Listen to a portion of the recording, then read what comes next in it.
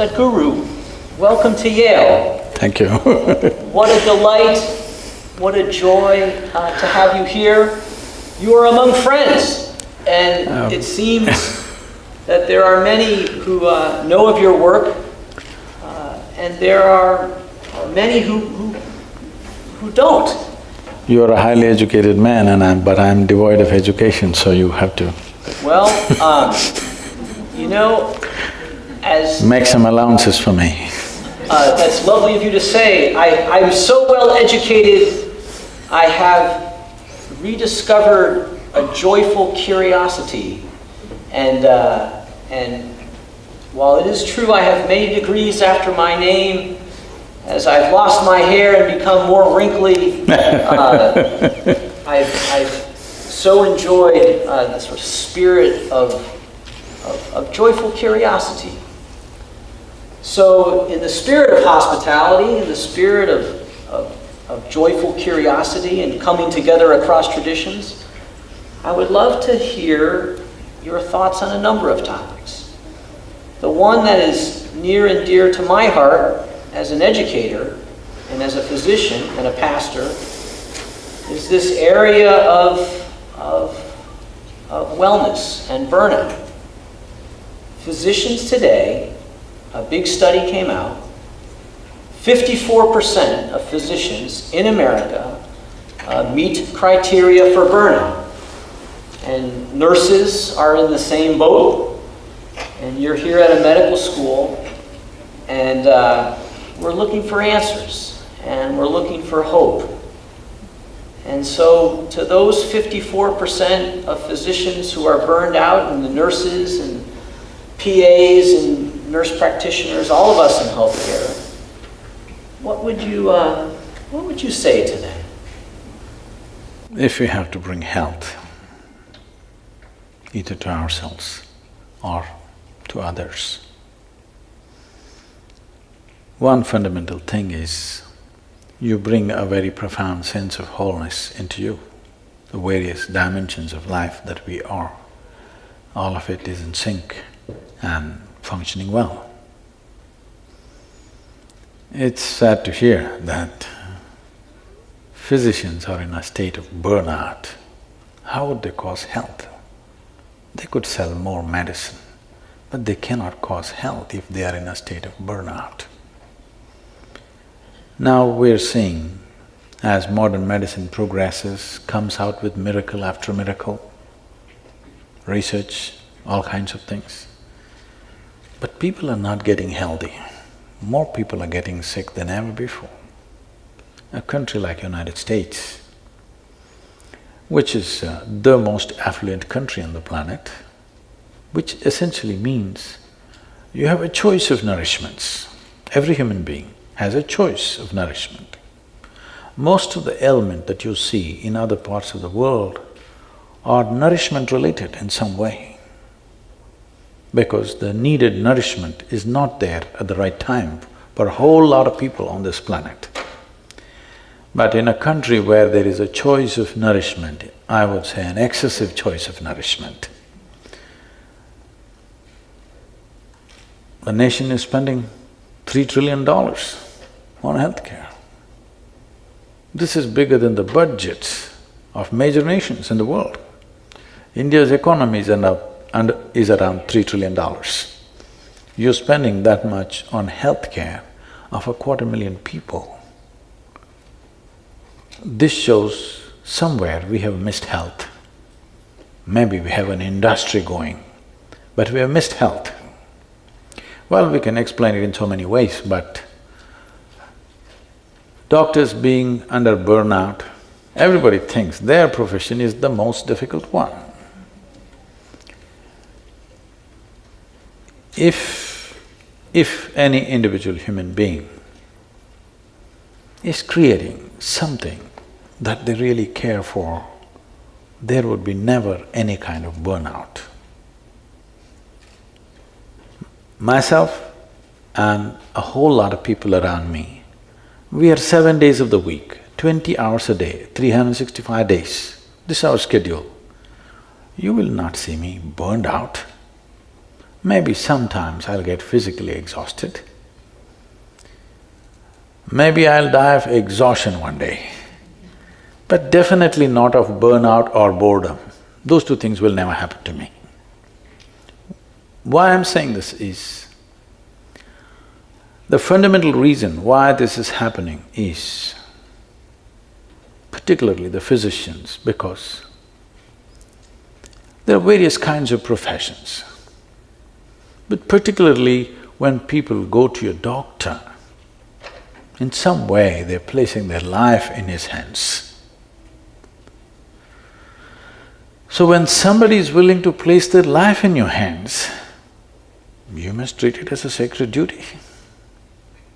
It's not just a job, it's not just a business. It is when somebody is willing to place their life in your hands, I'm telling you, even people who live with you, your own wife and children or husband is not willing to place their life in your hands completely. But somebody, an unknown person comes and places his life in your hands, I think it's the greatest privilege that somebody trusts you at that level, that they're willing to trust you with life. You could do right things or wrong things, knowingly or unknowingly, because nobody has figured the human body absolutely, all right? We know it to some extent. So you may do any number of wrong things, but they place their life into your hands. I think traditionally it was said like this in India. In any given society, if education, medicine and spiritual process, if it gets commercialized, that society will go down the drain. I think we are doing this to the entire modern world. All three are becoming commercialized. There is nothing wrong with commerce. Commerce is a transaction of give and take. You give me this, I'll give you that. But there are some things which cannot be handled as just give and take. If you bring this aspect of transaction into spiritual process, into education and into medicine, then it turns ugly, and that ugliness will definitely burn you out one way or the other. Above all, what people are experiencing is burnout is, first of all, they're doing something that they don't care for. If they were genuinely doing something that they truly care for, there would be no burnout. The more opportunity you get to do it, the better it would be, isn't it? Everything is towards a certain end. The joy of doing what you're doing is not there in one's life. This is not just for any one profession, it's for all professions, but particularly in a profession like this, where it's a question of life and death for somebody else. When it's a question of life and death for the person who is sitting in front of you, it can't be a transaction for you. Well, there is a business end to everything, because to make anything sustainable, there has to be a business end to it. We are not against the business end of it, but within yourself, if you don't do it as a great offering to the person who is sitting in front of you, of course they will pay their fee, but within yourself, if you're not like this, definitely you will burn out doing this kind of work. Otherwise, every day, if you helped a person, if in some way you made somebody's life… their life better, by the end of the day, should you be ballooned into a joyful state or should be in a state of burnout at the end of the day? It should not be a burnout. If you genuinely experienced, you have enhanced many lives around you, this is not about service, this is not about ideas of I served this, I did this. No, there is a joy within a human being when they're able to touch another life. Why you are holding a few people dear to you as family is because you believe you can touch their life in some way, you can make a difference. That is what is most important for a human being. In every activity that we perform, whatever the nature of the activity, how profoundly we can touch someone else, this is what makes the big difference. If you make a movie, you don't want to make a movie which nobody wants to watch, would you? You want people to watch this movie and come to tears, isn't it? You don't want to build a house that nobody wants to live in. You don't want to cook something that nobody wants to eat. These things you can do only because in some way you are able to touch another life through your activity. This is most fundamental need within the human being. And as a physician, you have a phenomenal opportunity of touching lives like very few other professions can do. And this should not lead to burnout, but this is happening so because we are trying to treat it like a transaction. And the most fundamental thing that we have not understood in this process is that human experience is caused from within, not from outside. Your joy and misery, your pain and pleasure, your agony and ecstasy, even light and darkness right now is happening only within you. It never happens around you. What happens within you, if you try to fix it by fixing what is around you, you will go bonkers in no time. I am surprised why only 54%. Because if you don't understand human experience is caused from within, especially medical professionals who in some way have delved into the nature of human physiology and I believe to some extent the mind, we must know that every aspect of human experience comes from within. And today, modern medicine especially, unlike the traditional medicine, is entirely chemical fixes for everything. So you understand that both health and illness is happening because of chemistry. Joy and misery is a certain chemistry, different types of chemistry. Ecstasy and agony are different types of chemistry. Or in other words, we are a chemical soup. The question is only, are you a great soup or a lousy soup? Now, if I give soup-making ingredients to all of you, do you believe all of you will come with the same kind of soup? You will come with 100 different varieties of soups. So there is something called as the skill of soup making. All of us have come with the same fundamental ingredients of life. See in how many ways we have become, and only 54% are getting burnt out. Handling life so wrong, 100% should be burnt out. So let's talk about making soup. Don't go into this area, I'm a very good cook. Okay. So we'll talk… so this soup of life, if you will.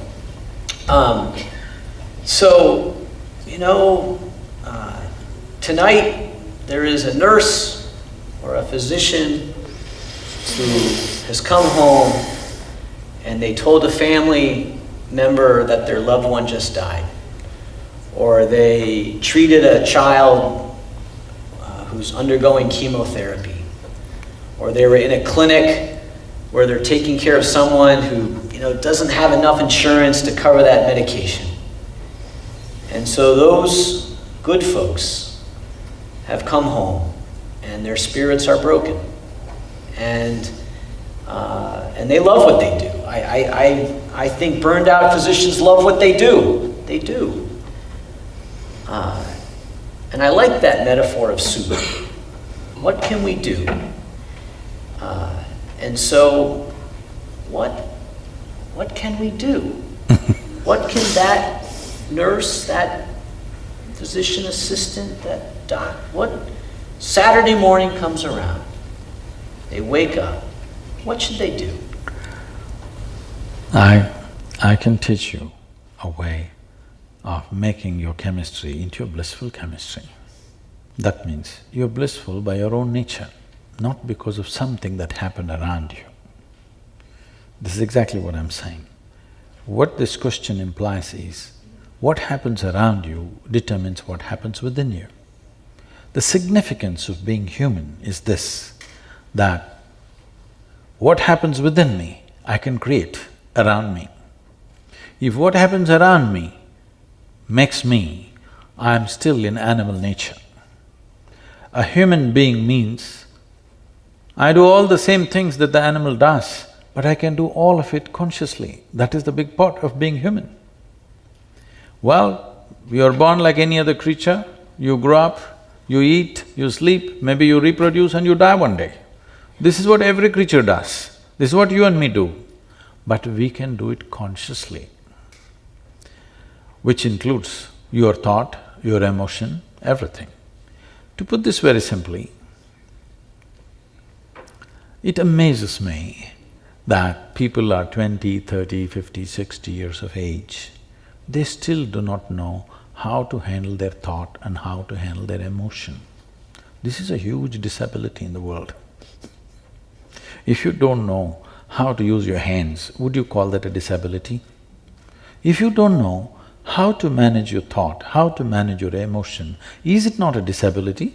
Just because everybody is in the same condition, it does not become normal. So essentially,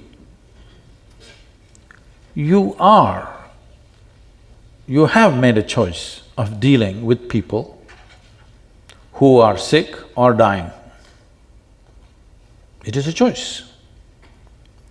And it is a privilege that those who are unwell, being unwell means you are no more 100% on your feet. You need somebody's help. Such people and those who are dying in some way, they're willing to trust you and put their life into your hands. It's a great privilege. Well, in this, there are many things to do, as you gave examples that you have to convey something unpleasant to somebody. Sometimes you're not able to treat them because either you have no time or they have no money or whatever. These are there. I'm not questioning this. But the most important aspect of this is, if you want to bring well-being to somebody, you must know how to be well, isn't it? Otherwise, how would you do it, I'm asking? How would you create well-being to someone when you do not know how to be well? What this implies is, if I have to be well, the world has to be perfect. Well, you're not going to be well. Because even if you're just two people in the family, not everything happens the way you think it should happen, isn't it? Hello?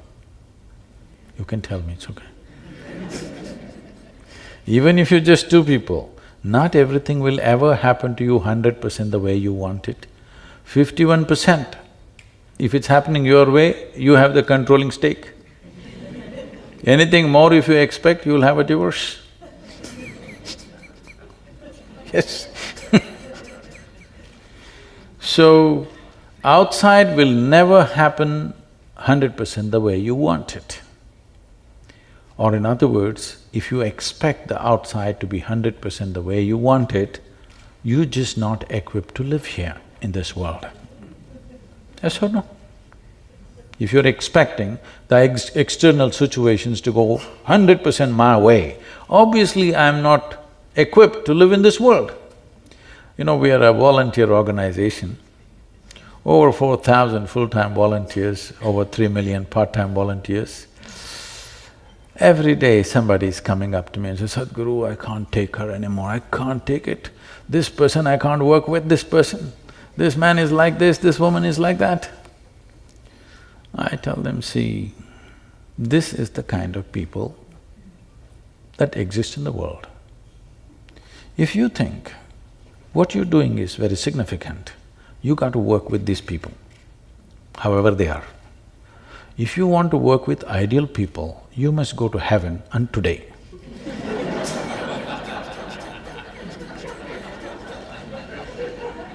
These are our realities. If you truly see, genuinely see that what I am doing is significant, it's significant enough to make difference in lives around me, now you have to do that work. The problem is not of the nature of your work. You just ask anybody, from the topmost job down to the most menial job, everybody complains about stress. So stress is not about your job. I must tell you this. A few years ago, many years ago, when I first came to United States, wherever I went, people were talking about stress management. I couldn't understand this. Because in my understanding, we manage whatever is precious to us, our family, our wealth, our business, our money. Why would anybody want to manage stress? It took me a while to understand. People have concluded that stress is a part of their life. Stress is not a part of your life. It's just your inability to manage your own thought, your own emotion, your own energies and your own body. If you knew, if your mind took instructions from you, would you live in stress or in bliss? Please tell me. What's your choice? Sure. Yes, such a simple thing is not happening because your mind is not even taking instructions from you. If your intelligence turns against you, who the hell can save you? So, this anxiety, this stress is not about the job.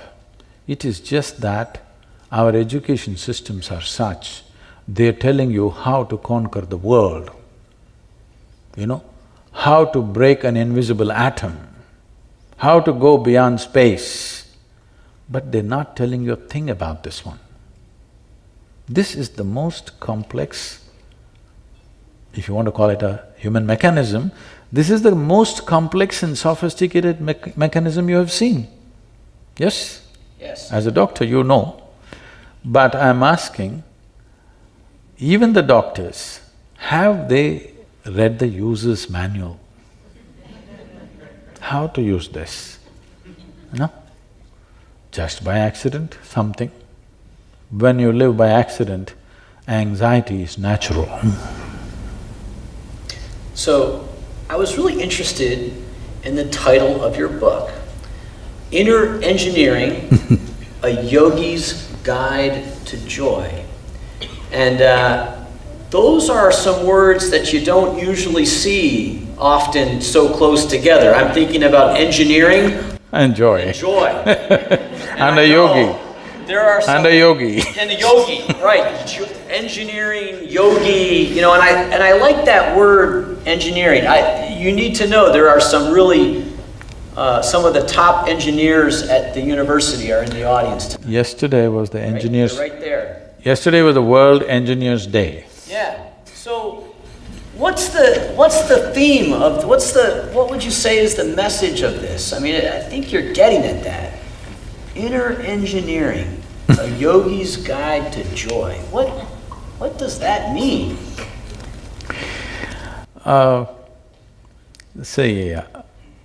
If you and me were here, let's say 100 years ago or 200 years ago, how the world was and how it is today, it is almost another world.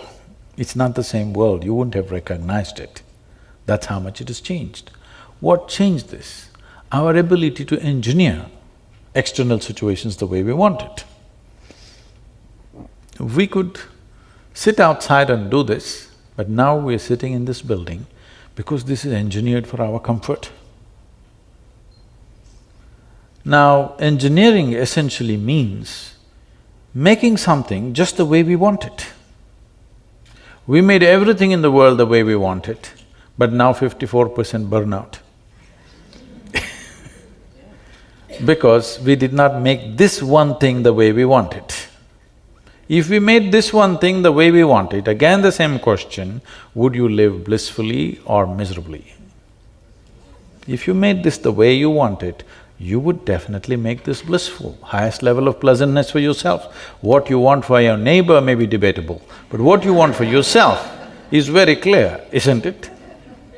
So, this is not happening because we have never approached inner well-being in a scientific manner. We are thinking something else from somewhere is going to fix this. If we want to be well, we looked up. In India, they call this Uparwala. That means the one above. I'm saying, is it true that you are living on a round planet? Hello? Is it a round planet that we are living on? And on top of it, it's spinning. If you look up, you're invariably looking up in the wrong direction, isn't it?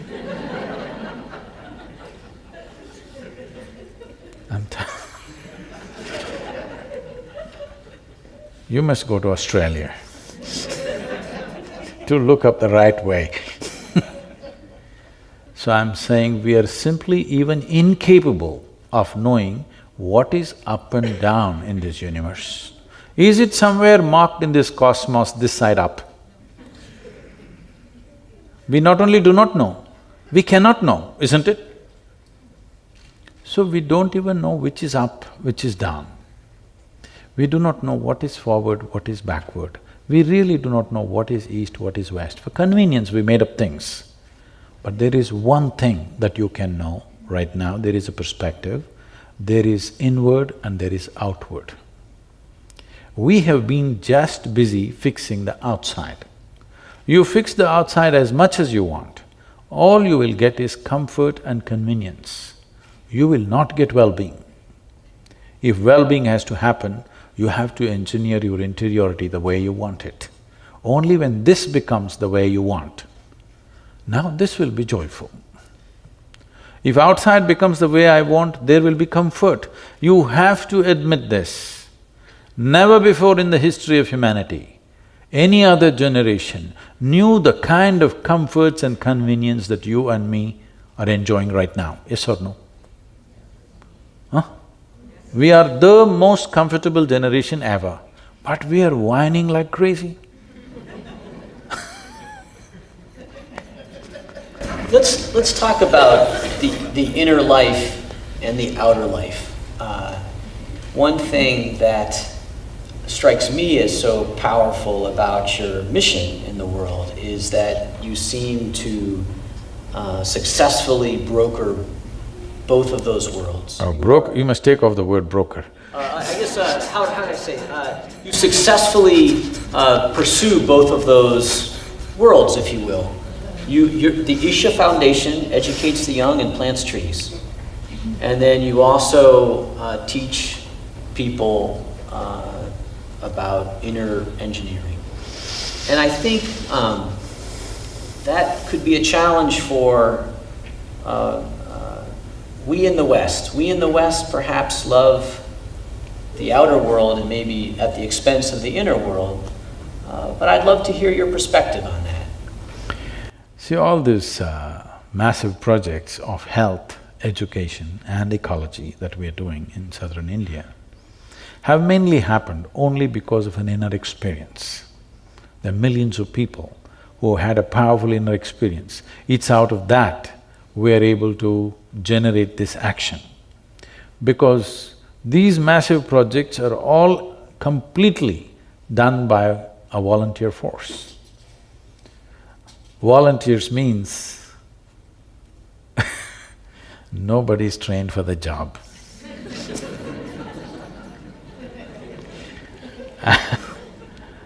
And you cannot fire them for inefficiency because they're volunteers.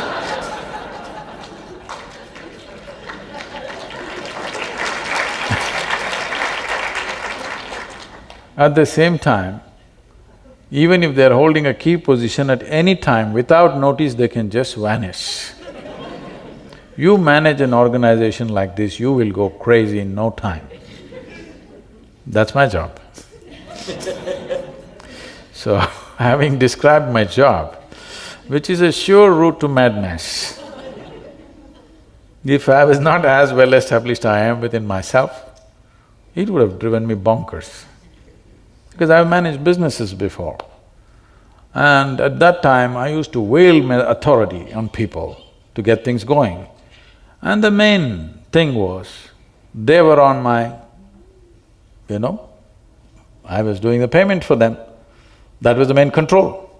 Now I don't make any payment for anybody, everybody is not paid, nobody is paid. In fact, they spend their own money and come and do everything to keep them going.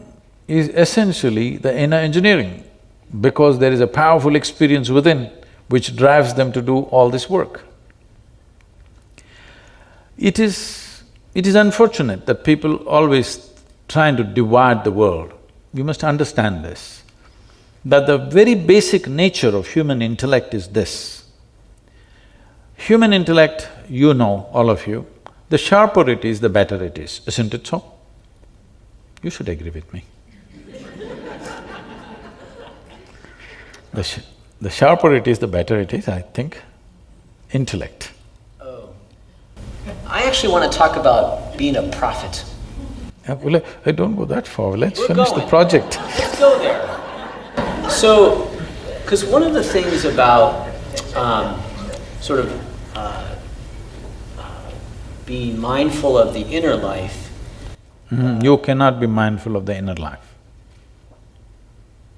Now you talked about being a prophet, now I can say no.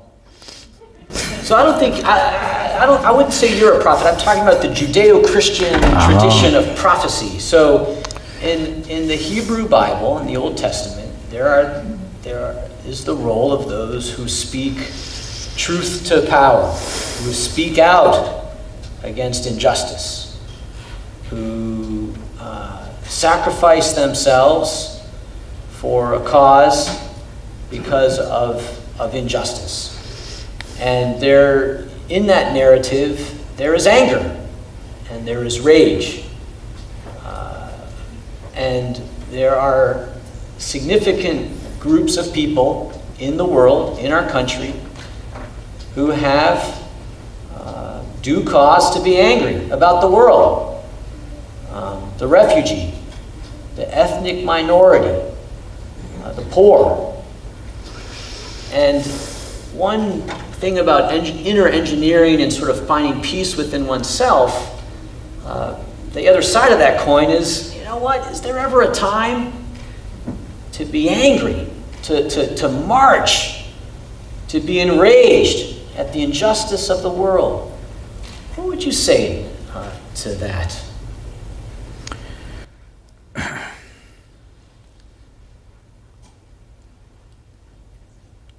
You know, Che, I know this is not a popular name in America. Che Guevara said, if you're in rage, you're one of us. I said, if you're out of rage, you're one of us. If you're really out of rage, you're definitely one of us. Because you think there is a reason for your anger, which is a wrong perception. If you look at it, people get terribly angry with their loved ones. There's a whole lot of violence within the homes because they get terribly angry with their loved ones, somebody that they're living with. And they have a good reason to get angry because she did not cook the breakfast properly, or the dog peed where it's not supposed to pee. Or I've seen people yelling and screaming and breaking their clubs on a golf course where they're just having a good time. So I'm saying everybody has a reason to be angry. Anger means just this. When you're angry, as a doctor, you know today that when you're angry, literally you're generating poison in the system, literally. If you are poisoning yourself internally, and when you're angry, you know you do the most idiotic things in your life. When you turn back and see, you can't believe you did it. But most idiotic things happen when you're angry. So I'm asking, is anger an intelligent expression of human life or an idiotic expression of human life? Hello? Idiotic. So that's all you need to know. The next time you're angry, you just know you're stupid because you're turning against yourself. But I will tell you, the reason why this anger has been eulogized is, in a moment of anger, some people who were sleeping all their life propelled themselves into action, and that action produced some results. Yes, that can happen. It may so happen, that if I throw a stone at you, instead of hitting you, it hit the apple in the tree and the apple fell into your hands. But that's by accident. Generally, if I throw a stone, your head will crack. That's what is supposed to happen. Yes? So I got angry and something got done. So I think anger is a great way of doing things. So when you're angry, you yell and fume at somebody. I'm asking all of you, How many of you enjoy being yelled at and fumed by somebody else, whether it's your boss or your husband or your wife or your parents or anybody? You really thoroughly enjoyed this. Hello? Did you? No. And what makes you think somebody else enjoys it? They endure you, they don't enjoy you. And when they're done, they're done. So, it doesn't matter whether the anger happened to a man that you call as a prophet, because we have a way of eulogizing everything with which we have a distance of time. Suddenly, anything which is over 1,000 years becomes sacred in most people's mind, but whatever is happening right now, however great it is, they don't have the intelligence to recognize this. People are saying the past things are great simply because everybody else is saying it, not because they truly recognize. But we are coming to a time, if you don't do it, your children will do this. That is, a time is coming in the world where unless it makes sense, it doesn't matter from what source it comes from. Even if God comes and speaks here, the next generation will reject it unless it makes sense to them. This is a good development because instead of authority being the truth, truth is becoming the authority. It's a good way to go. But once this happens, questions are going to rise, all kinds of questions. With all due respect to every religious tradition on the planet, I come from a land which has immense traditions, unbelievable. Most people in the world, most Indians are not even conscious of this. How many traditions, how many ways are there in that land? When Mark Twain came to India, he said, anything that can ever be done either by man or God has been done in this land, because the exploration is so incredible. But with all due respect to all of them, I say this, that if you raise three fundamental questions, 90% of the scriptural knowledge on the planet will collapse. I'm sorry, but this is the truth. If you ask three pertinent questions, you will see 90% of the scriptural knowledge on the planet will just collapse, it can't stand scrutiny. So what are the three questions? You are not a scripture, so why should I? Oh no, you said ask three questions. Yes, the fundamental questions. If you ask, simply, the fundamental thing is this, you don't know where you came from, you don't know where you will go. You can believe. If we work hard enough on you, we can make you believe anything. You must know this. I was just talking to a group of people in Nashville, Tennessee, where our center is. I was just telling them a joke. In the joke, I referred to God as Him. Immediately a few ladies stood up and said, "Do you believe God is a man?" I said, "Whoa, whoa, whoa, I know what I've gotten into, you know." I said, "I was just telling you a joke." He said, "It doesn't matter, you said Him." Now this is a debate in America, is God a man or a woman? I think this time in the election they're trying to settle that issue.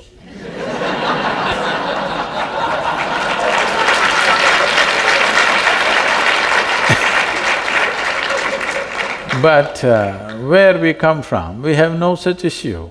We have a man god, we have a woman god, we have a cow god, we have an elephant god, we have a snake god, we have a bird god, we have a dog god, we have every kind.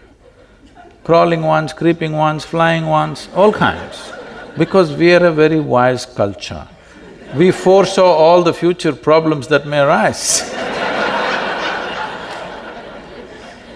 And there is also a debate which in the last election they tried to settle, but it did not settle, I think.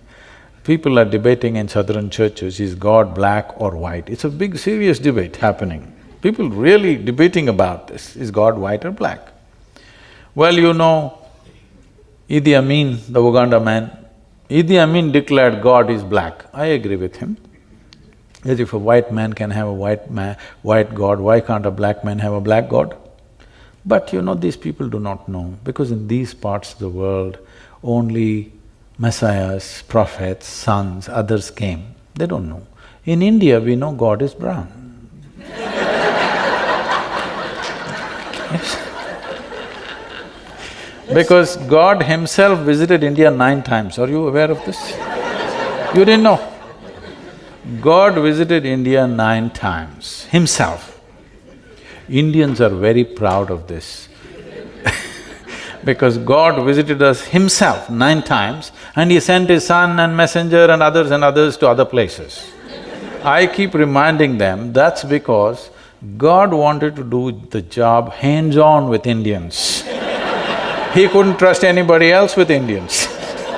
He came 9 times and he failed.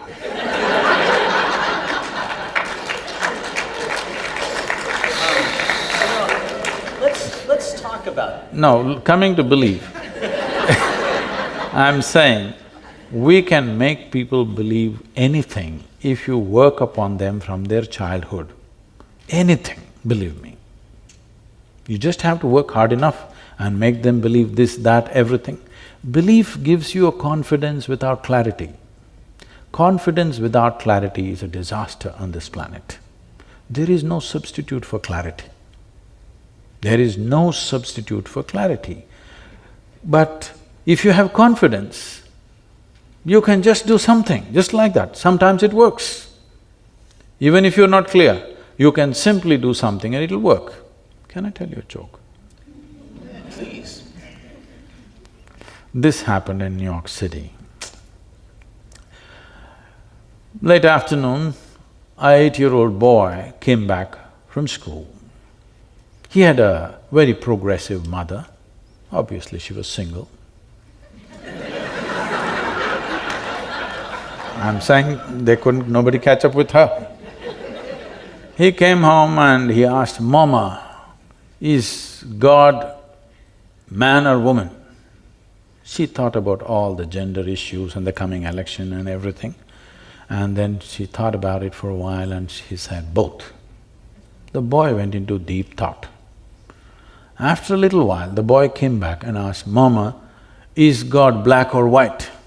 Again she thought about all the racial issues in the country, and after considering this at length, she said, "Both." The boy went into very deep thought. Then after some time he came back and asked, "Mama, is God straight or gay?" She again thought about it and then she said, "Both." The boy jumped in joy, I got it, it's Michael Jackson."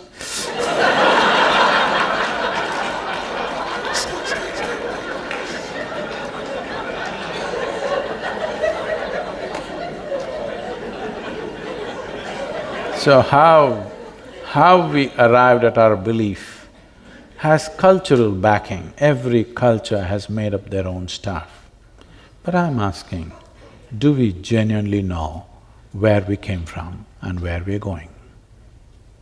If you're so clear where you're going, that is for an appointment with the Creator, I don't think you should postpone the appointment. You must take it today, isn't it?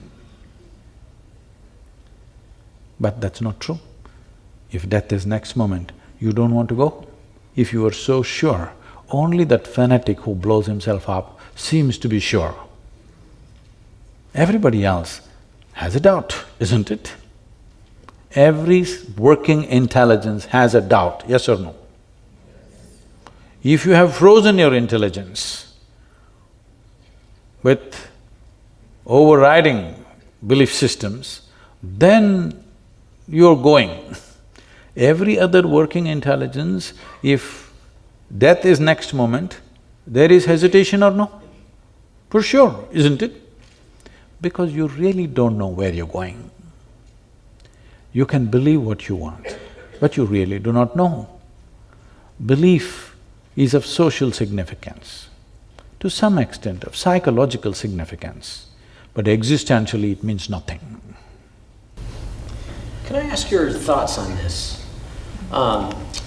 In many ways, we are the inheritors of our traditions.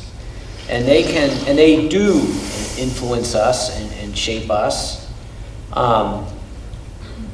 Is there a positive role for the traditions from whence we come? For example, if I'm going to try to inner engineer my inner life and try to get some direction and meaning and faith and hope and values, I can't do it alone.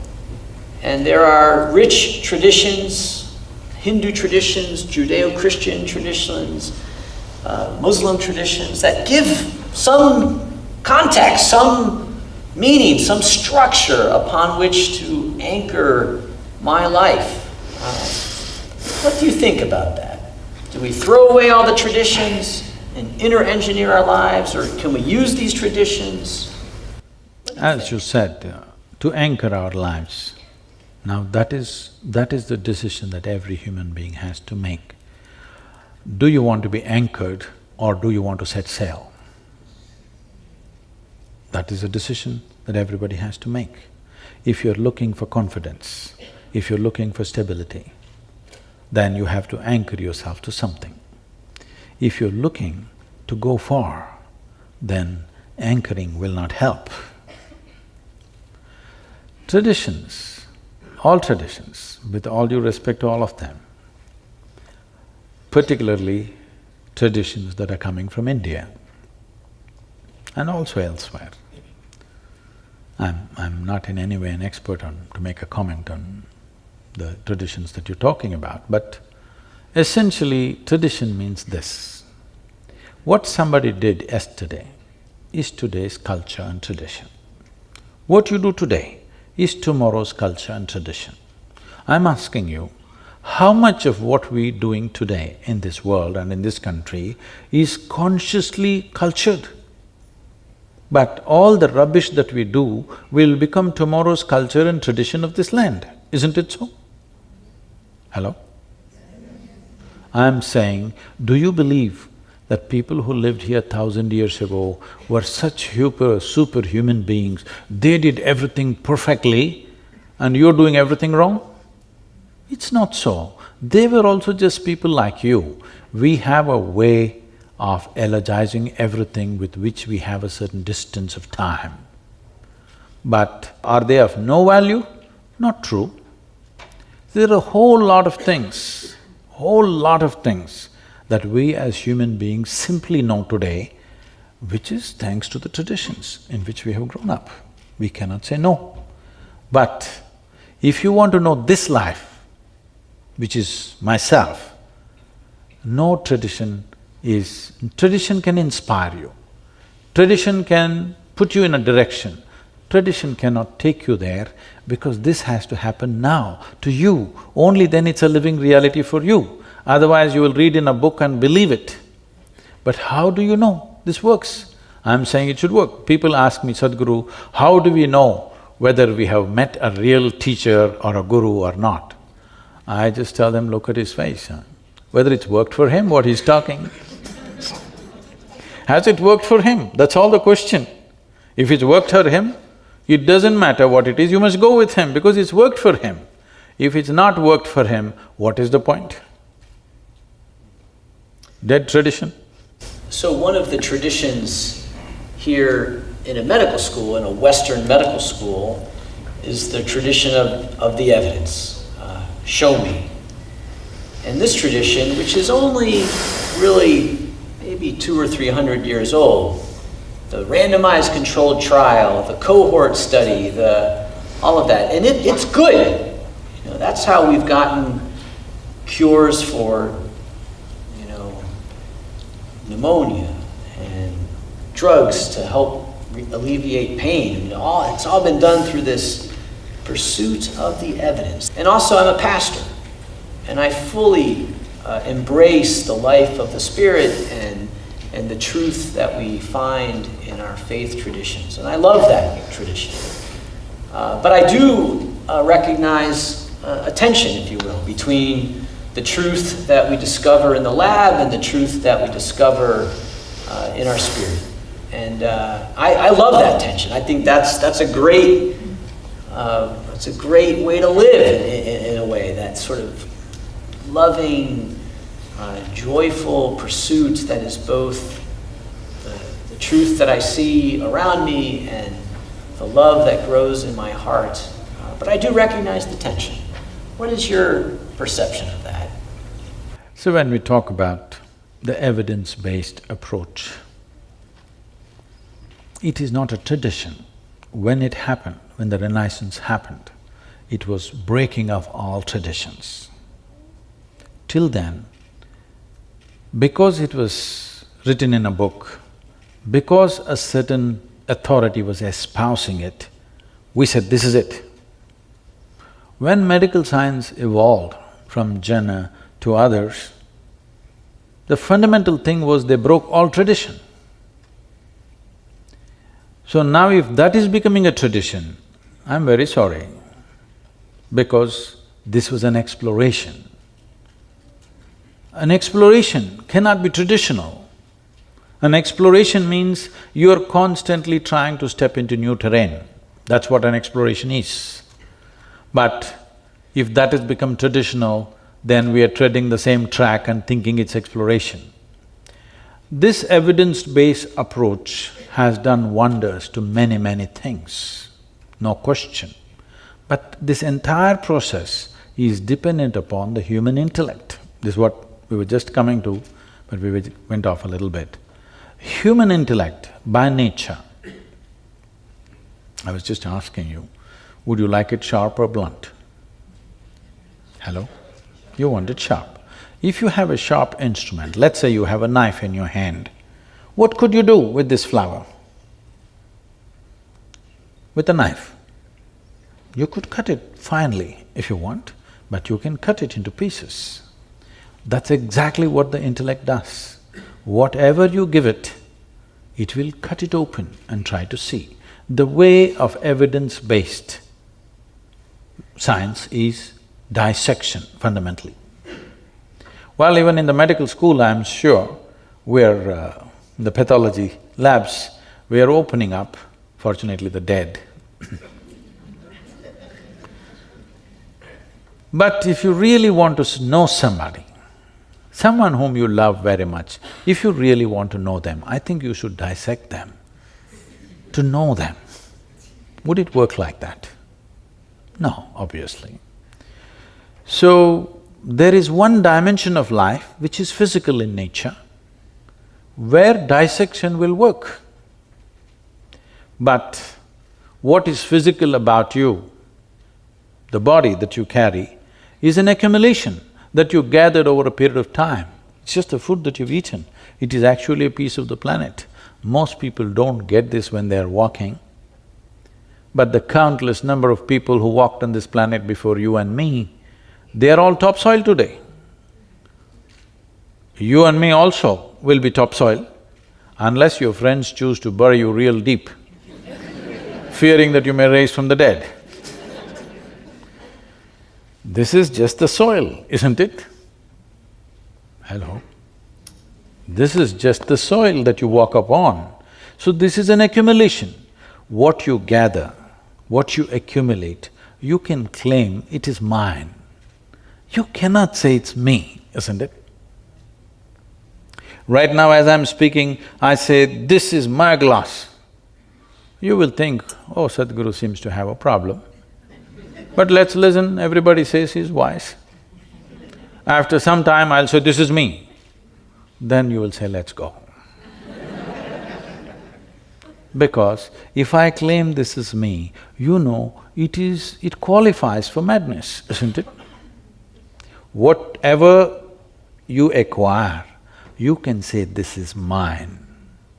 But if you say, this is me, this is madness, yes or no?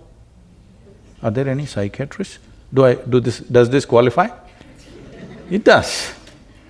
So, every day you're doing this, food appeared on your plate, you said, this is my food, you ate it and then you say, it's me. This is madness. But you have enormous company. And we believe in democracy. Whatever the majority says must be right. So, it is going on. But the moment you believe something that is not you as yourself, you kind of lost it. You derailed from life. So turning inward does not mean dissection. Turning inward does not mean contemplation, because the content of your body and the content of your mind is an accumulated substance, isn't it? You gathered it from outside. What you gather from outside can be yours, but can never ever be you. So we're talking about inner engineering, not as twisting and turning the body, not about taking on new attitudes of love or generosity, compassion, whatever great values and emotions that a human being can have. I see all that as a consequence of a certain way of being, rather than looking at it as a means to get somewhere. Everywhere people are talking about whatever… See, if you deprive somebody of something for a period of time, simple qualities will raise to heaven. Today, anywhere you go, people are talking peace of mind is the ultimate goal of human life. Why? Because they've freaked out in their minds. Why would peace be the highest goal? Because you're talking about Judeo-Christian thing, the origin of where it came from. I happen to be in Tel Aviv. I was to get there that morning and speak at 6:30 in the evening. I was flying in from Atlanta.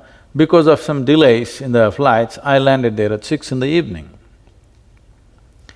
So I'm quickly changing in the airport, because in these 35 years I have not been late to a single appointment.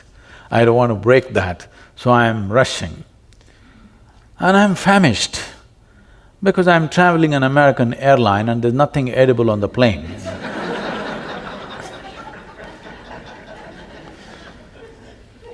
I'm super hungry and I rush to the venue. And to my joy, I find the talk is in a fine restaurant. Life can't get better. So as I went in, people are greeting me and one man comes up and says, "Shalom." I ask him, "What does it mean?" He says, "This is the highest way of greeting." I said, "Well, that's your opinion, but what does it mean?" He said, "No, this is the highest way of greeting." I said, "That's all right, but what does the word mean?" He said, "It means peace." I said, "Why would peace be the highest way of greeting unless you're born in Middle East? In South India, you come up to me in the morning and say, 'Peace.' I'll say, 'What's wrong with you?' I'd like to get back to the practice of medicine just for a question, really. I tell my gang, whom I adore, my residents, my students are close to my heart, I adore them. All gangs are like that. And I say, medicine is easy. Medicine is easy, but healing is hard. Because in medicine, we have our potions, and if we don't know an answer, we do a test, and if we don't know what the test means, we consult somebody, and so medicine, in some ways we can distill it down, can make it easy, but healing is really where the art of medicine lies. And healing is where the spirit and the love and the suffering and the treatments and the surgery, that's where it all comes together. How would you propose that we adopt a healing attitude? How do we bring the spirit of healing into the experience of the bedside? Please, all of you, don't be offended by what I say, but you must look at this properly. If I don't, but if at any time, if it becomes necessary, I must go to a hospital, I just want efficient treatment. I don't want love. Because I'm not deprived like that. Now, unfortunately, we are creating a population where everywhere people are talking about love. We are deprived like this because early age deprivation of love will tell right through your life. It is very important, we need to understand that there is something more to this life than the acquired body. We have a body which we acquired, there's something more. There is a whole tradition in India, unfortunately, it's rapidly vanishing because of variety of changes that are happening in the society. Otherwise, how a mother should deal with the child till the child is 4.5 years of age. In the vernacular languages, it says that she should wrap herself around the child in every possible way. Not because the food that you give the child, the milk that you give the child is not the only nourishment. The child needs to be wrapped with motherhood. Then only this child will grow as a full-fledged child, otherwise it will grow as a deprived child. But modern societies, we are going to a place which is almost impossible to deliver this. It's simply not possible in the way we have structured our families, it's simply not possible to do that. So, having said that, when people come to a hospital, they should just look forward to efficient treatment. Now we are looking for love. We should have found it somewhere else. At least we should have bought a dog if you couldn't find anybody. Dog is… if you get yourself a dog, 12 years guaranteed love affair. Guaranteed. Doesn't matter how badly behaved you are, still it's guaranteed. It'll not work with any human being. There's a whole lot of management to do with human beings. If you get a dog, however badly behaved you are a drunk, you behave badly, you beat him, do what you do, but the dog still loves you, guaranteed love affair. So, those of you who are looking for love wherever you go, dog is a good solution. When you go to a hospital, you don't expect your doctor to love you, just do what he has to do. So that is fascinating because I think patients come to their doctor. This is the unfortunate reality, that's what I'm saying. Yeah, People come to a hospital and looking for love. Wrong place. So when I was a medical student, I was the pastor of a church here in town. And I would write my sermons on hospital notepaper. This was before EMRs. So I'm writing my sermon at the nurse's station. And my attending physician came up to me and he said, "Doolittle, the physicians are the priests of today." And I said, "What? What do you mean? That's offensive." I wasn't sure. Was he joking? Was he serious? And he was serious in the sense that people come to their doctor and they have pain. And maybe it's back pain, maybe it's pain in their heart, and I think people come to their physician and they look for absolution, acceptance, forgiveness. They look to feel well again. And perhaps the critique of modern medicine is that we are trained to give a pill. But people want more, and it's interesting that you bring this up, that in modern medicine, the expectation should be efficient care, safe care. And that's what we're trying to do too. But I do think there is a healing. It's a world that maybe the world is becoming more secular, and they don't know where to turn, and so people look to their healthcare provider for all of it. What do you think? Say, it's not about being secular or non-secular.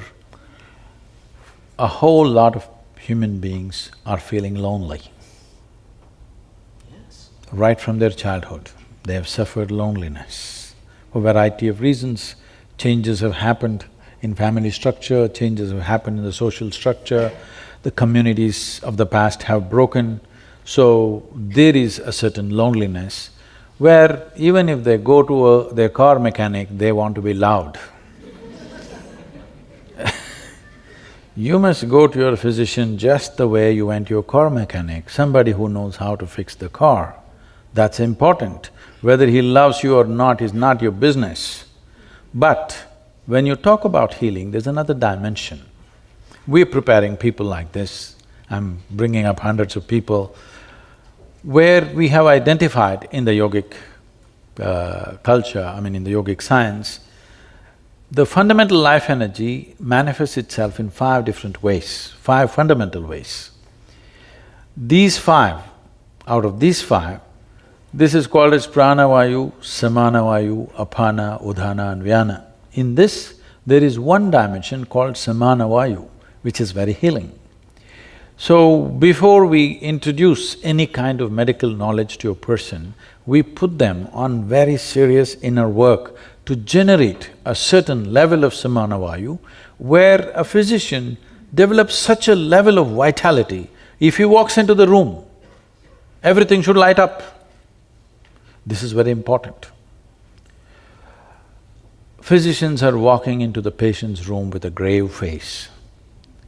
Grave is one thing that you should not point at when somebody is sick. Grave is one thing that you don't show a patient. A physician should generate such a level of vitality and life and healthfulness about themselves, anything they touch will get better naturally, not because of love, not because of compassion. People, yesterday I was being interviewed by a young lady, and she said, Sadhguru, we must…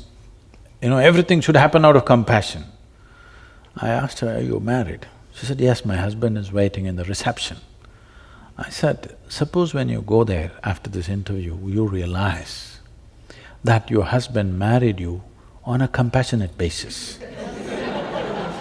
Would you like it? She said, no. Then why do you want it for me? I don't need it too. So, can I ask you, so for the Isha Foundation, with the thousands of full-time volunteers and the millions of part-time volunteers, why do you think they come? Tools of transformation. The tools are subjective in nature. See, right now, we as human beings are dominating this world only because of our ability to use tools. Otherwise, a pack of dogs would take care of you. Forget about the tigers and the lions, poor tigers and poor lions who need to be saved right now. Only because of our ability to use tools, isn't it? And all the tools that we developed are… Now, as a doctor, maybe you're using a microscope. We have a microscope only because our ability to see, to enhance that we have a scope. We have a telescope only to enhance our vision in some other way. We have a telephone because we can hear. We have a microphone because we can speak. We have a bicycle because we can walk. If we were made like trees, would we have invented a bicycle? I'm asking. Every tool that we created is only to enhance the already existing faculties to a higher level, isn't it? Everything. Everything that we invented is just this, all the tools. The tools are very important. When I refer to the spiritual dimension as tools, some of our people will feel offended around me and say, Sadhguru, don't say it, it is more than our life. Don't use the word tool. Then I tell them, you come to the yoga center, 3 days I will give you plumbing job. No spanner, no winch, no nothing. You do it with your hands. You can use your teeth. You will see all your 10 nails will be gone, then a few teeth will be gone after 3 days, then you come to me, I will give you a spanner. Will you worship the spanner or no?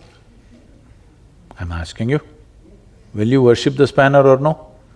It is the tools. Similarly, to turn inward, to extend dimensions which every one of you have known peace in your life at some moment. Hello? You must tell me yes or no. Yes. You have known joy in your life? You have known bliss in your life? You have known ecstasy in your life? Love in your life? You are capable of all these things. Only thing is, it's not sustainable. One moment there, one moment here, one moment there, one moment here. This is the only problem, isn't it? Suppose I gave you a tool subjective tool with which you can remain blissful every moment of your life. Is it of great value to you, I'm asking? So, these millions of people, they have tasted the tools of transformation. One thing I have done to them is I have confused the hell out of them. So what is that tool of transformation? How would you describe This is the first tool. First thing is you must get confused. Yes, because you're talking about anchoring, that's why I'm saying this. Confusion means you realize that you do not know, isn't it? I'm asking, with all this exploration of science, do we know even one single atom in its entirety? Hello? Do we? No. Then what's our problem in saying we don't know? I do not know is an immense possibility. Now you're trying to destroy I do not know with all kinds of beliefs. Why don't you say I do not know? If you truly realize I do not know, your intelligence will be in an active and super alert state every moment of your life. The moment you believe, it sleeps. It let you sleep. But people are not willing to go through this. They want something. Tell them something, they want to believe and say, I'm fine, I want to sleep tonight. No, I do not know. If you see I do not know, the longing to know, the wanting to know, the seeking to know will happen to you. Everything that you do not know, you just believe because somebody said so, even if it is true. Right now I'm going to tell you what is the truth, but it's not in your experience. So what is the options that you have? You can believe me or you can disbelieve me, isn't it? If you believe me, you will not get any closer to truth. If you disbelieve me, you will not get any closer to truth. It is just that if you believe me, you will have a positive story to tell. If you disbelieve me, you will have a negative story to tell, but you will not move an inch existentially. Psychologically, it will give you comfort. So this is something you must decide. Are you looking for solace or are you looking for a solution? If you're looking for solution, then you need tools to turn inward. If you're looking for solace, believe something. So if the first step is, I don't know, what do you do then? What happens after that? So this happened to me when I was just 4.5 years of age. Suddenly one day I realized I don't know a thing. I was only about 4.5 years of age. If somebody gave me a glass of water, I would just sit like this for 3-4 hours at a stretch, because I wouldn't know what is water. I'm telling you, even today you don't know what is water. It is the only substance which is in all the 3 states on the planet. 2/3 of your body is water, 2/3 of the planet is water, but you don't know what it is. We know how to use it, but we don't know what it is. Isn't it so? We know how to use this water in so many ways, but we do not know what it really is, because we do not know what really anything is for that matter. So if I found a leaf, I would simply sit like this for 6-7 hours. If I sat up in the bed, entire night I would be staring at the darkness. My dear father, who's a physician, started thinking I need psychiatric evaluation. He started saying, this boy has lost it. He's just staring at something all the time. My problem is, I look at this and I don't know this. I'm not able to shift my attention to that. I'm just looking here still. He thought he could educate me. He tried. So there is a rule, strict rule in the house. Between 7 in the evening till 9 dinner time, you, all the children, 4 of us siblings, we have to sit and read some textbook. I open my textbook like this. I find a little speck on the paper. I just look at the paper. This speck keeps me engaged for 2 hours. I sit like this, absolutely total attention, without reading a word. I went through school like this. I was very consistent. I always got 6 zeros in every test. So if it's not shalom or compassion or love, it is just life. it's just, It's just life. The meaning of the No, meaning, no. your purpose of life is life. What would you say? The purpose of life is life itself. Yeah. Life itself is a large enough phenomena, it doesn't need another meaning. Only because human beings have not experienced life. They are just a bundle of thoughts, emotions, ideas, opinions, identities and prejudices. Because of this, they're looking for a meaning because their psychological scape has overshadowed the existential life that they are. Right now, all that they're experiencing is a minimalistic mind, not life. If you look at life, what is the nature of life? As you sit here, we are breathing, for sure. Hello?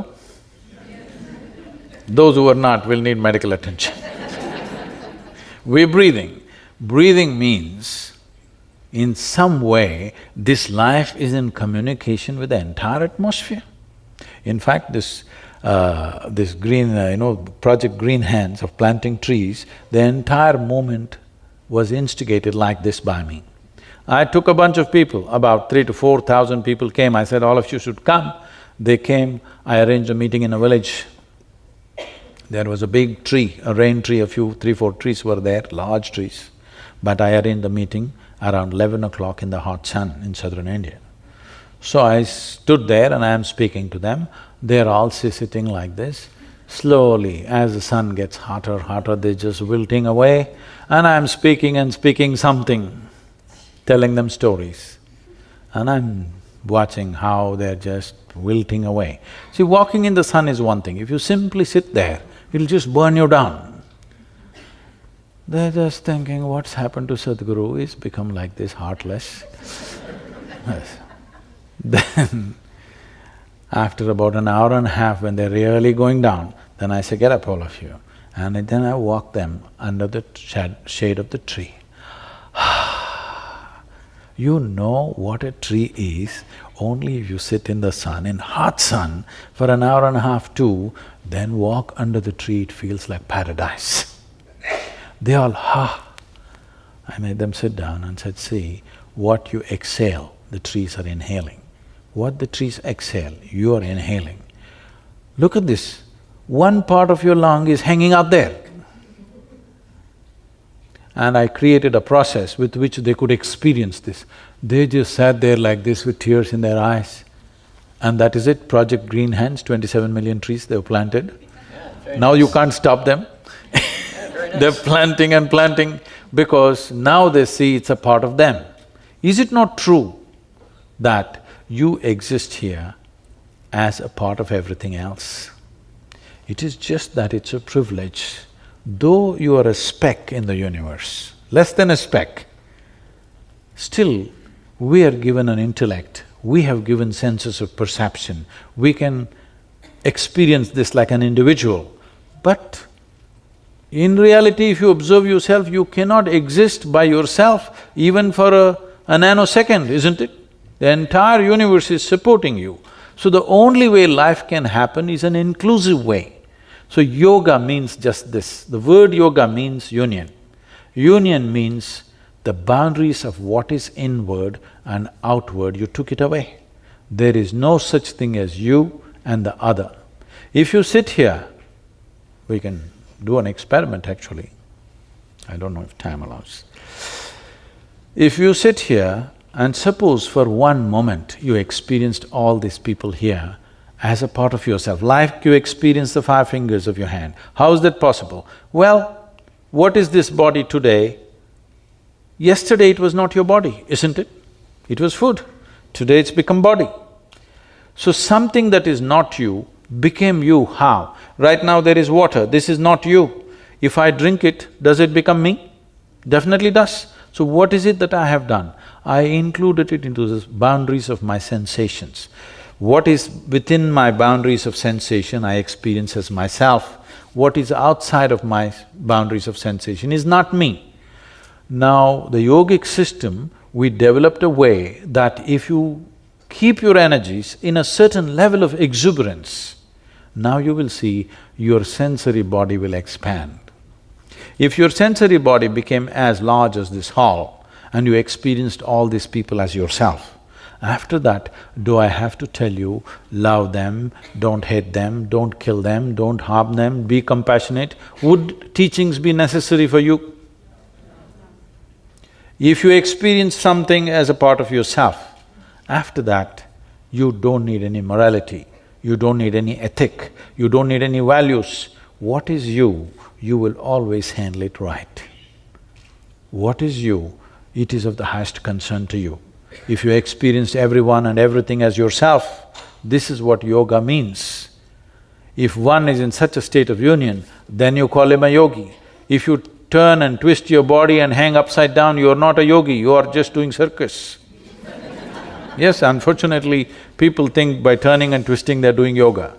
No, yoga means you sat here, you experience the entire universe as yourself, not as a hallucination, but as a living experience. Not in the firmament of your mind, but existentially, you know this is you. Now, you don't need any policy, you don't need any morality, you don't need any scripture, you don't need any guidance from anywhere. You will conduct this sensibly to the best of your intelligence and capability, and that's all a human being can do. Sadhguru.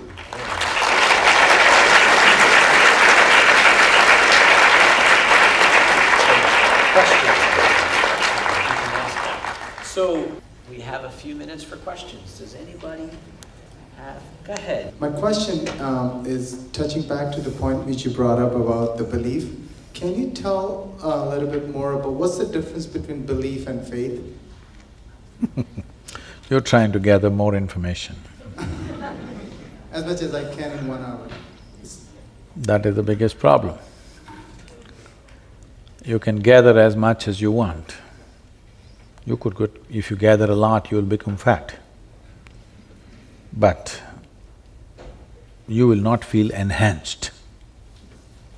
The only thing that every life is seeking is to enhance itself to its fullest possible level. Whether you take a worm or an insect or a bird or a tree, all of them want to become full-fledged life. Only problem is, we know what is a full-fledged worm, we know what is a full-fledged insect, we know what is a full-fledged tree, but we don't know what is a full-fledged human being. Now you think by acquiring more and more, I don't know what information you gathered, but by acquiring more and more, you will not become more. It has not happened, isn't it? People thought by acquiring money, by acquiring wealth, by acquiring knowledge, they will become more. They have not become more, they're still hankering for the same things. So, by acquiring more information, you will not become enhanced. It is just that if you approach information sensibly, you will become more hungry. If you approach information as a way of projecting yourself as better than somebody else, then you will think you have attained to something. This is what happens by acquiring information. Only in comparison it's valuable. If you have certain level of information, you need somebody around you who doesn't know it for you to be looking smart. Yes. Today it's become a fashion. Before they go to a dinner party, they will Google out that galaxy Z67, how many million light years is it?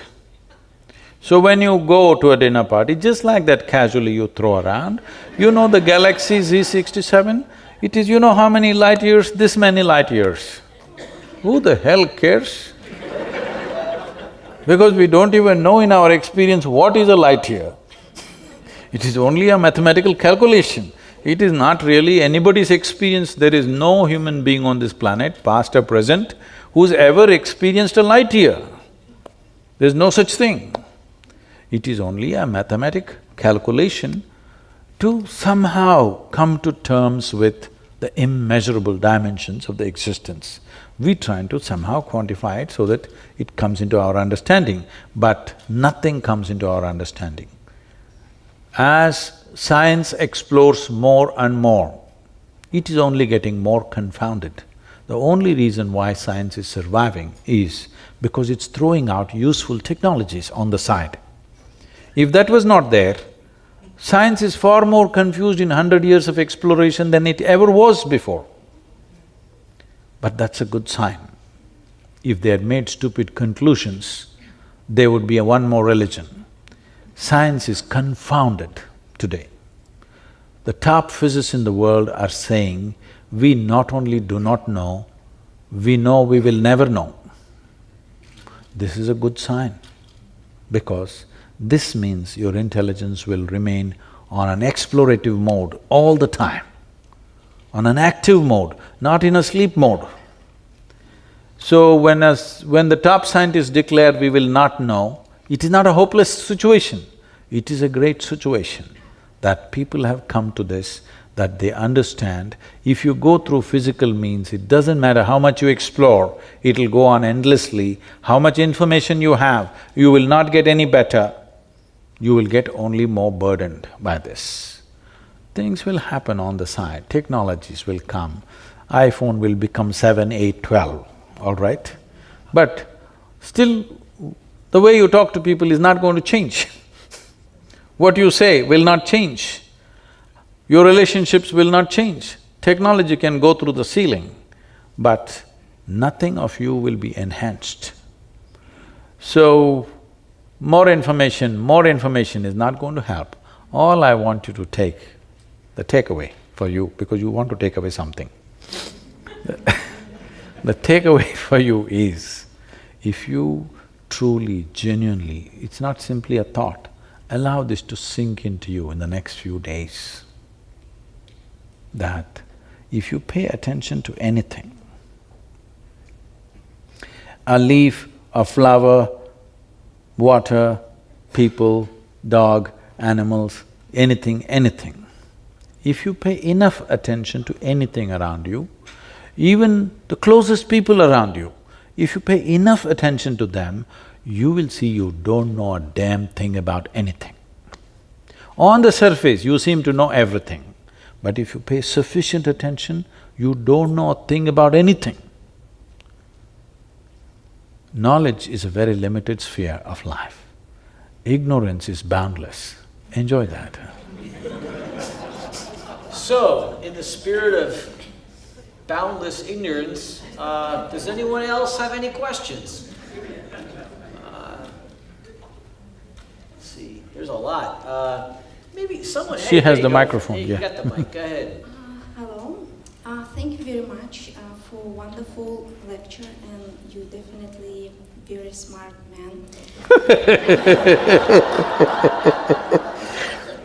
My question is… That's the worst insult anybody has thrown at me. He started by saying he doesn't know anything. That was his whole… maybe this is the main sign of a smart person. So my question is that you mentioned before that just a belief without clarity is not a good thing. And I am absolutely impressed by amount of volunteers, like millions of the volunteers. I cannot even imagine how many people come for learning and not volunteering, so it's a lot. Do you think they are all driven by clarity and search for clarity? Or they believe that once they will do in the engineering, they will work on the process of gaining joy, and eventually they will have a positive story with you, or the positive story as you mentioned before. Thank you.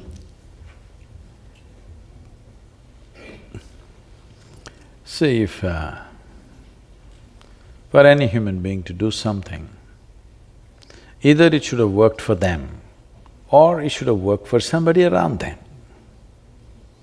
If you want to buy a car, either you will test drive it and see whether it works for you, or you'll ask the opinion of your friend who is driving that particular car, is this been good for you?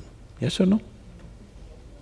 So I must tell you, As a rule, for the first 21 years of my existence as a teacher, as a rule, I never appeared in the media, never once. To a point where media started writing about me, he's running some kind of a secret school.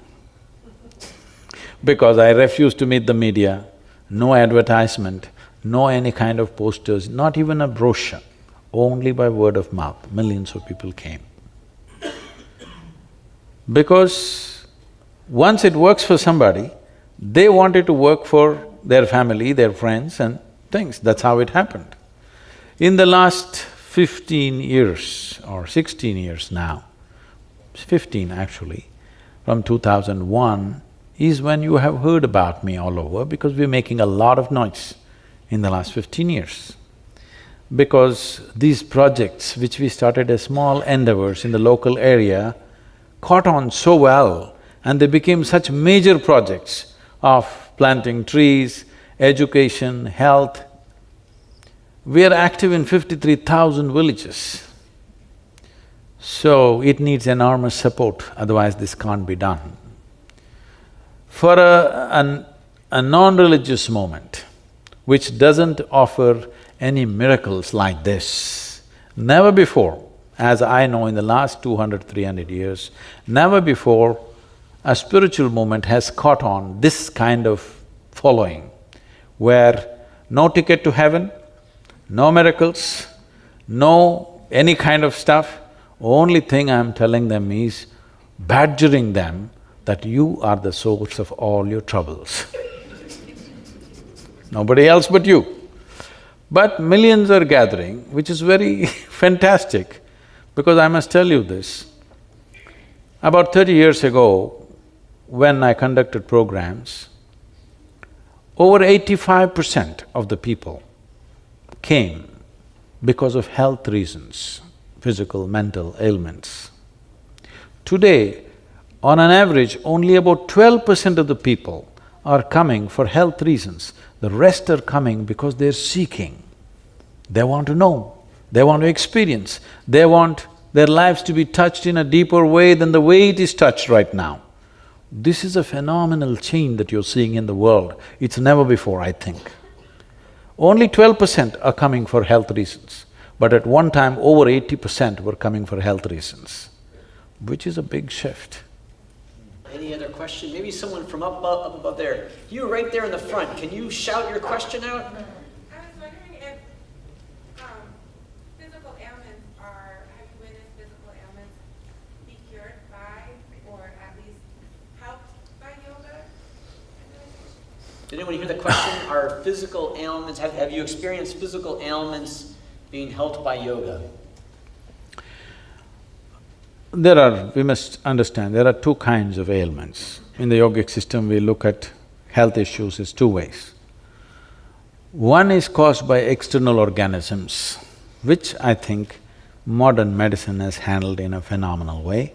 In fact, the birth of modern medicine happened mainly because of the epidemics and pandemics which were happening at the time, where it would wipe out populations. It is that which inspired people to experiment and do the things that they did. And when they found solutions, that is when suddenly the trust of the population shifted from one to another simply because they could eliminate epidemics. And these were caused by external organisms. But 70% of human ailments are on self-help. That is, they cause it to themselves in so many ways. For whatever reasons, knowingly, unknowingly, they do it to themselves. This 70% of ailments that people cause to themselves can be undone from within. But if you have an infection, you must go to the doctor. If you have pneumonia, you must immediately go to the doctor. Don't try to do yoga. Now, are there instances? We have thousands and thousands of people, I would say hundreds and thousands of people, who walked out of their ailments without ever being treated for them. We don't treat people for yoga. I must tell you this because we're in a medical institution. A bunch of doctors from United States came to our yoga center. We have a yogic hospital. So about 12 of them, largely from this Michigan area, and they came and stayed for 3 days, and on the 4th day, they were very upset and they wanted to leave. I was very busy, I couldn't meet them, and somebody came and told me, Sadhguru, all these doctors are very upset, they want to go. I said, what happened? They're just very upset that there is no yogic hospital here. You told them there is yogic hospital, they think there is no yogic hospital. Then I said, okay, let me see them. Then I saw them. They were really upset, they were angry, they felt cheated that there is no yogic hospital here. Where are the patients? Where are the uniformed nurses and doctors walking up and down? I said, see, at that time, on that day, maybe there were over 70 patients. But I thought, I'll put them to good use, and I was making them work in the gardens.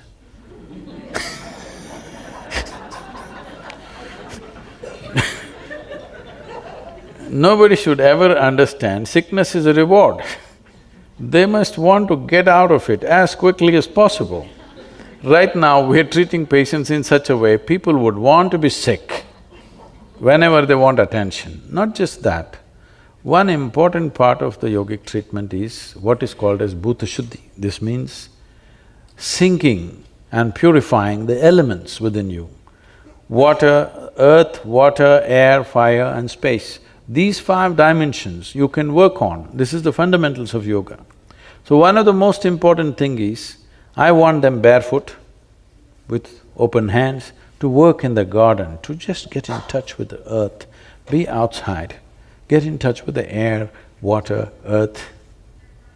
Half the ailments are gone. Treatment is there a little bit. Rest is all just connection with the world around, because this is a composite of all these things. You remove yourself and keep yourself in a completely alien atmosphere where you're not in touch. You're 4 inches above the ground all the time. You will lose contact with what makes your life. It's the very soil which you're carrying as your body. Is it not important that it needs to be touched with its origins? No, you're looking up. No, your life happens from this planet. There are other dimensions to it, of course, but physical health and the physical nature around you are very closely related. If you don't connect them, health is an accident for most people. Today I see America probably has the highest incidence of allergies. Is that so? Am I right?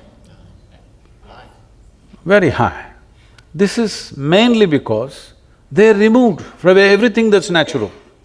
They're not in touch with anything that is natural, everything is tampered with. Those who are living in the open, even in America, I'm sure they have no allergy, they have no issue of any kind, they're doing fine. I think the homeless people are the most healthy people in the end. They're enduring all kinds of, variations in weather and still managing pretty well without healthcare. We probably have time for one more question. In the back, right there. Shout it out. How to seek for internal peace? How to? How to look for internal peace? Whoa, you just came in? I'm sorry, was that internal peace or eternal peace? Internal. Internal peace. Okay. Now,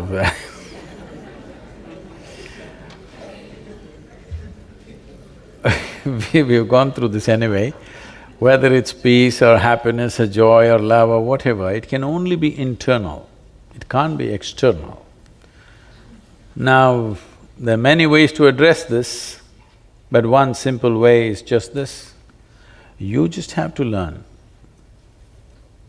where the keyboard is for this big computer of your mind. Right now, you don't know where the keyboard is, you're punching it somehow, something works. No, if you know where the keyboard is, you would type out the right things, isn't it? Fundamentally, it's just that your mind is not taking instructions from you.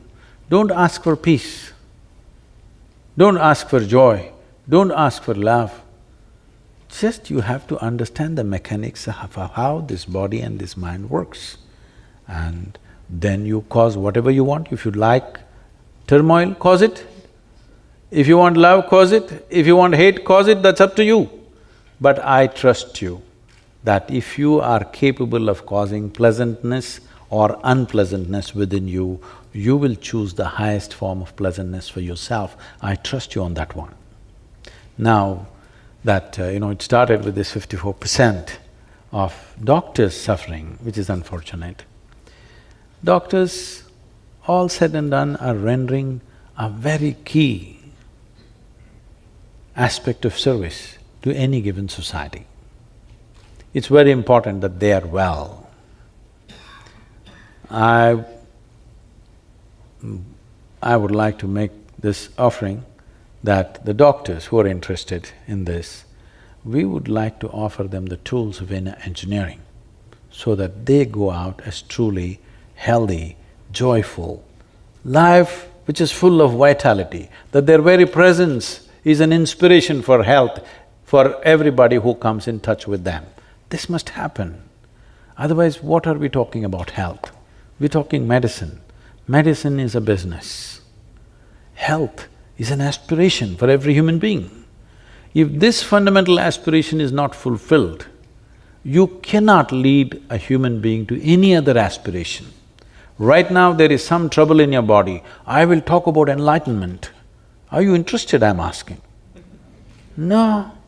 Your back is aching, I will talk enlightenment, you're not interested. Will my backache go? That's the only question, isn't it? Because body has this power.